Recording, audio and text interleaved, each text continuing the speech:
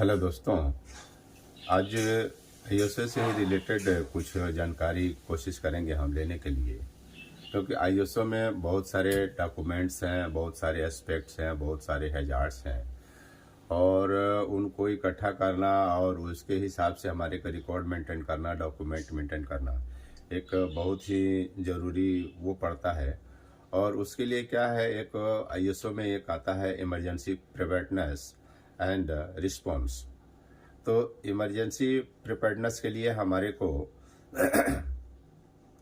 कुछ पॉइंट्स दिए हुए रहते हैं जिसको हमारे को कलेक्ट करना रहता है, क्योंकि जब तक हम कलेक्ट नहीं करेंगे तब तक क्या है, हमारे को रिकॉर्ड्स के बारे में या जो काम किए हैं उसके बारे में पता नहीं चलेगा दोस्तों। तो ये हम आईएसओ 14001 और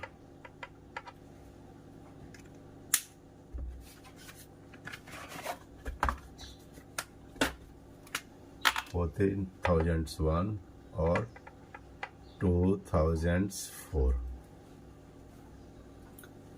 इसमें जो इमरजेंसी प्रिपेयर्डनेस जो आता है उसके कुछ पॉइंट्स हैं जो मैं बता रहा हूँ आपको। In the nature on the site hazards, a flammables, liquid storage tank and compressed gas and measure to be taken in the event of the spillage or accident releases। जैसे हमारे जो शॉर्ट फ्लोर पे हम जब काम करते हैं तो वहाँ पर भी क्या है, कुछ ऐसी चीज़ें पड़ी होती है जो जलने वाली वस्तु है, लिक्विड हो गया, गैस हो गया, या जगह पे फ्लोरिंग पे ऑयल पड़ा हुआ है या ग्रीस पड़ा हुआ है, जिससे क्या है कोई भी आदमी काम कर रहा है तो वो हो सकता है स्पिलेज हो जाए, गिर जाए उसको। तो उसका एक अपने को वो रिकॉर्ड मेंटेन करना चाहिए कि कहाँ कहाँ पर क्या क्या पड़ा हुआ है, उसको कैसे हम हाउ टू क्लीन। वैसे क्या है, most likely type of scale of the emergency situations on accident, अगर कुछ एक्सीडेंट अगर हो जाता है तो हमारे को क्या करना चाहिए। फिर है most appropriate methods of responding to an incident और द इमरजेंसी सिचुएशंस। तो क्या है, इमरजेंसी सिचुएशन में हमारे को क्या करना चाहिए, उसका एक वो होना चाहिए अपने पास में। Internal and external communication plan होना चाहिए। एक समिति होना चाहिए जिसमें क्या है, इंटरनल जो वर्कर हमारे काम कर रहे हैं और एक्सटर्नल जो पार्टी जो हमारे पास में आ रही हैं, इनके बीच में भी एक प्लान होना चाहिए कि अगर वो विजिट करने आ रहे हैं और उस दौरान अगर कुछ हो जाता है तो हमारे को कहाँ जाके रुकना चाहिए। और इंटरनल जो हमारे वर्कर जो काम कर रहे हैं उनको भी जानकारी होना चाहिए कि हम अगर काम कर रहे हैं उस दौरान अगर कोई दुर्घटना होती है तो किस पॉइंट पे हमको जाके रुकना चाहिए। उसके लिए हमारे पास में प्लान 100% होना चाहिए। और उसको क्या है, उसमें फिर ये भी एक एक्शन होना चाहिए कि जो एनवायरनमेंट को कम डैमेज करे।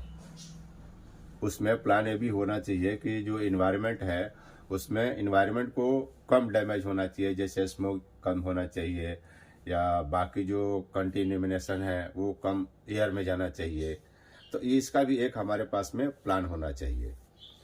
उसके बाद में है in need a process for the post accident evaluations to stabilise and implement corrective and preventive action. अगर कुछ एक्सीडेंट अगर हो गया है तो उसको हम क्या करेक्टिव एक्शन उस टाइम में किए हैं और फ्यूचर के लिए क्या हम उसको प्रिवेंटिव एक्शन करते हैं। तो ये एक हमारे पास में उसका राइटअप होना चाहिए। उसके बाद में periodic testing of emergency response procedure, जो हमारा पीरियोडिक बीच बीच में हमारे को चेक होते रहना चाहिए कि जो भी हमारे इक्विपमेंट्स है, फायर हैं, फायर टेंडर्स हैं या फायर से रिलेटेड जितने भी हमारे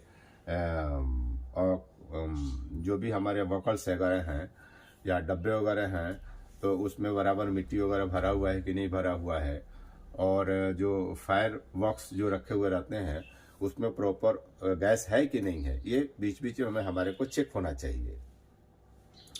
उसके बाद में training of emergency response personal, emergency के बारे में खुद को भी जानकारी होना चाहिए हमारे को कि अगर इमरजेंसी कुछ होता है तो हमको किसको फ़ोन करना है और किसके बारे में किसको बताना है, इसके बारे में भी हमारे को प्रॉपर जानकारी होनी चाहिए दोस्तों। और इसका क्या है, ए लिस्ट ऑफ की person and agency including contact details, fire department, village clean up and service. अगर दौरान कुछ अगर हो जाता है, एक लिस्ट हमारे पास में होना चाहिए कि अगर इस तरीके अगर कुछ घटित होता है तो किसको हमारे को इन्फॉर्म करना चाहिए, कौन आएगा डिपार्टमेंट का क्लीन करने के लिए या फायर वाला कौन आना चाहिए, इसका भी हमारे पास में एक वो होना चाहिए। उसके बाद में क्या है, एक और हमारा आता है, it the possible of mutual assistant form neighborings organisations. Mutual understanding सबको वो होना चाहिए कि अगर हो रहा है तो हमको क्या करना चाहिए उसके बीच में। ये एक हमारा बहुत ही बड़ा पॉइंट रहता है। जैसे इमरजेंसी प्रिपेयर्डनेस हमने लिखा नहीं है यहाँ पर,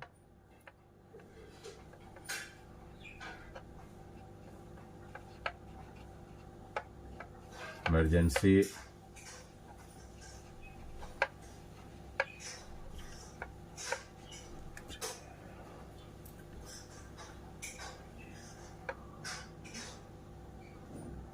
इसको हम लिख देते हैं बाद में।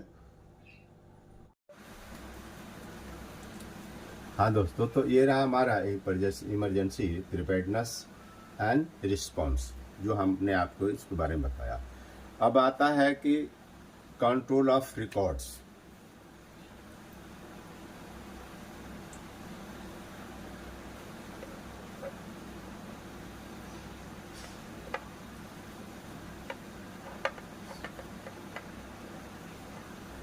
कंट्रोल ऑफ रिकॉर्ड्स, कौन कौन से हमारे को रिकॉर्ड्स को मेंटेन करना चाहिए। तो इसके लिए क्या है, environmental record can include among others. Environmental के अलावा और भी जो डॉक्यूमेंट्स है हमारे को मेंटेन करना चाहिए, उसका रिकॉर्ड रखना चाहिए। जैसे हमारा कंप्लेन रिकॉर्ड्स हो गया, मान ली किसी पार्टी का कुछ कंप्लेन आया, कहीं दूसरी चीज़ का अगर कंप्लेन आया इन्वायरमेंट से रिलेटेड, तो उसका हमारे को एक रिकॉर्ड्स होना चाहिए कि हम फ्यूचर में देख सकें कि किसका किसका कंप्लेन आया था। उसके बाद में क्या है, ट्रेनिंग रिकॉर्ड्स, जो हम उससे रिलेटेड जो ट्रेनिंग दे रहे हैं तो उसके बारे में हमारे को वो होना चाहिए, ट्रेनिंग रिकॉर्ड्स एक होना चाहिए कि हमने क्या क्या ट्रेनिंग दिया है, उसका एक रिकॉर्ड्स होना चाहिए। उसके बाद में है प्रोसेस मॉनिटरिंग रिकॉर्ड्स, जो हम प्रोसेस जो कर रहे हैं और मॉनिटर कर रहे हैं उसका एक रिकॉर्ड्स हमारे पास में होना चाहिए, जो फ्यूचर के लिए हमारे को वो बेहतर रहता है। उसके बाद में inspection and maintenance and calibration records, जो भी हम इंस्पेक्शन करते हैं और मेंटेनेंस करते हैं और कैलिब्रेशन जो करते हैं बाहर पार्टी से करवाते हैं, क्योंकि हर इक्विपमेंट का जो नापने वाली चीज़ है उसका कैलिब्रेशन होना ज़रूरी है। अगर उसका कैलिब्रेशन नहीं होगा तो क्या है, जो हम सामने अगर कुछ उससे नाप रहे हैं, जोख रहे हैं, तो वो हमारा सही नहीं आएगा।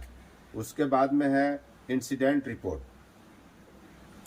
इंसिडेंट रिपोर्ट, जो भी इंसिडेंट हो रहा है तो उसका भी हमारे पास में एक रिकॉर्ड होना चाहिए कि कब क्या हुआ है और हमने उसके पीछे में क्या एक्शन लिया है। उसके बाद में है contractor and labour, contractor and supply records, जो कॉन्ट्रैक्टर हमारे पास में काम कर रहे हैं और जो सप्लायर काम कर रहे हैं, तो वो किस टाइप का काम करने का क्या तरीका है उनको, और जो सप्लाई जो कर रहे हैं वो किस टाइप का मटेरियल्स हमारे को दे रहे हैं, सही है अथवा गलत है, उसका भी हमारे पास में एक रिकॉर्ड्स होना चाहिए। दूसरा है क्या, ऑडिट रिजल्ट्स। ऑडिट का जो रिजल्ट आता है उसको भी हमारे को रिकॉर्ड में मेंटेन करना चाहिए। उसके बाद में है record of test for emergency preparedness, तो रिकॉर्ड इसका टेस्ट का भी हमारे को रखना चाहिए। जो इमरजेंसी प्रिपेयर्डनेस में जो भी इक्विपमेंट्स हम यूज कर रहे हैं उसका टेस्ट रिपोर्ट हमारे पास में हमेशा होना चाहिए। उसके बाद में external communication decision. External communication decision मतलब उसमें जो भी कम्युनिकेशन हमारा होता है उसका भी हमारे पास में एक रिकॉर्ड होना चाहिए, ताकि क्या है, जो बाहर की पार्टी हमारे को क्या डिसीजन दे रही है, क्या बताना चाह रही है, उसका भी एक रिकॉर्ड होना चाहिए। उसके बाद में है record of applicable legal requirements. Record of applicables legal requirements. उसके बाद में है record of significant environment aspect. Environment से रिलेटेड क्या हमारे एस्पेक्ट हैं उसका भी एक रिकॉर्ड हमारे पास में होना बहुत ही ज़रूरी है दोस्तों। उसके बाद में है इन्वायरमेंटल परफॉर्मेंस इंफॉर्मेशन। इन्वायरमेंटल से हमारे पास में क्या इंफॉर्मेशन है जो इंटरनेशनल या नेशनल या स्टेट लेवल पे क्या गाइडेंस होता है, तो उसका भी हमारे पास में एक इंफॉर्मेशन होना चाहिए ताकि हम उसको मेंटेन कर न सकें। उसके बाद में है कम्युनिकेशन एंड इंटरेस्टेड पार्टी। हम जो कम्युनिकेट कर रहे हैं उसमें कौन कौन सी पार्टियां जो है इंटरेस्ट ले रही हैं, तो इसका भी एक रिकॉर्ड होना चाहिए।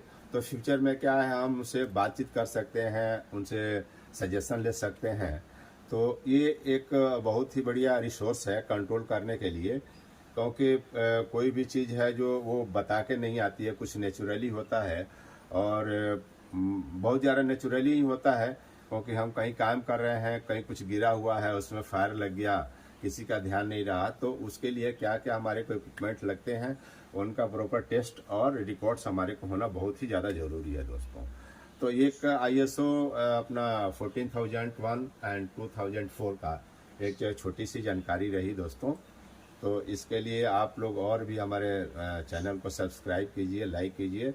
मैं आप लोगों को और भी बहुत जानकारियाँ धीरे धीरे देते रहूँगा दोस्तों। मैं इसको इस बोर्ड पे राइट अप कर दिया हूँ, क्योंकि बोल तो दिया हूँ लेकिन इस पर मैं लिख भी देता हूँ इसके ऊपर में जो भी हमारे कंप्लायंस रिकॉर्ड्स हैं। धन्यवाद दोस्तों।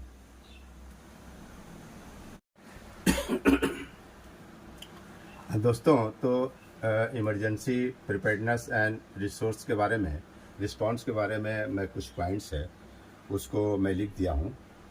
और कंट्रोल ऑफ रिकॉर्ड्स, क्या क्या हमारे को रिकॉर्ड्स होना चाहिए उसके साथ में उसका भी मैं एक लिस्ट यहाँ पर बना दिया हूँ, पॉइंट्स यहाँ पर नोट कर दिया हूँ।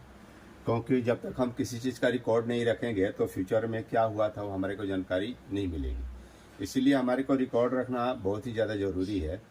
और एज ए फ्यूचर और पास्ट या हमारे को जो आने वाले समय में जो भी आदमी आएगा वो देखेगा तो ये बता सकता है कि हाँ भाई फलाने समय में ये प्रॉब्लम हुआ था और उसके बाद में हमने ये एक्शन लिया था। तो उसके लिए क्या है, ये ज़रूरी है हमारे को। और साथ में क्या है, जो हमारे प्रिवेंटिव एक्शन हमने जो किया था तो उसके लिए क्या हमारे को ज़रूरी है कि डॉक्यूमेंट्स हम ज़रूर मेंटेन करें। Preventive action and corrective action के बारे में भी हम बराबर जानकारी रखें उसको, क्योंकि करेक्टिव एक्शन और प्रिवेंटिव एक्शन के बनने के बाद में जो हमारे रिकॉर्ड जो मेंटेन करते हैं, रूट कॉज जो एनालाइज करते हैं, तो उसको एक जगह रिकॉर्ड रखना बहुत ही ज़्यादा ज़रूरी है दोस्तों। तो इसी के साथ हम मिलते हैं आप लोगों से अगली वीडियो में। और हमारे चैनल को आप लोग सब्सक्राइब करते रहिए और शेयर करते रहिए ताकि हमारा हौसला अफजाई हो दोस्तों। इसी के साथ धन्यवाद।